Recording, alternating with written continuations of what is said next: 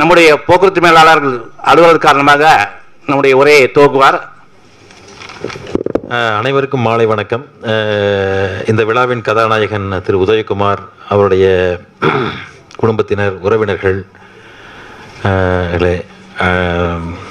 நண்பர் திரு விமலையா அவர்களே, செந்தில்குமரன் ஐயா அவர்களே, தமிழ்ச்சங்க தலைவர் திரு நடராஜன் ஐயா அவர்களே, திரளாக வந்திருக்கக்கூடிய நண்பர்களே, தோழர்களே, தொழிற்சங்க தோழர்களே, அனைவருக்கும் மாலை வணக்கம்.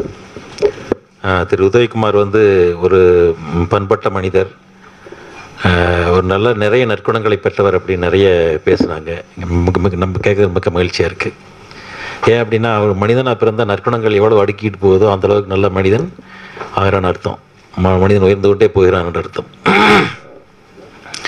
மனிதனுக்கும் விலங்குக்கும் வேறுபடுத்தி காட்டுவது என்ன? நற்குணங்கள் தான்.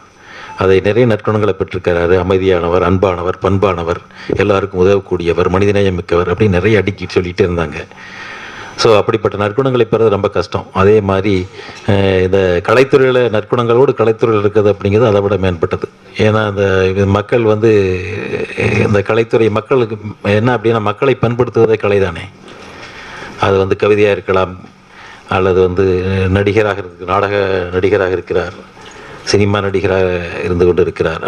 அப்படின்னா மக்கள் அதை நிறைய இந்த சொல்லக்கூடிய கருத்துக்களை பின்பற்றுறாங்க. மக்கள் என்ன ஆகுது அப்படின்னா மனம் பண்படுது.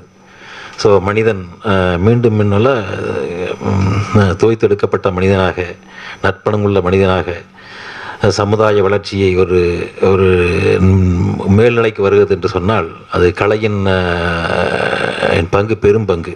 அந்த துறையிலிருந்து, அதுவும் தமிழ் கலைத்துறையில் இருந்து நிறைய சேவைகள் புரிந்து கொண்டிருப்பது பாராட்டத்துக்கும் போற்றுதலுக்கும் உரியது. அப்படிப்பட்ட எனக்கு ஏன்னா கூப்பிட்டாங்க, மேலே வர சொல்லிட்டாங்க.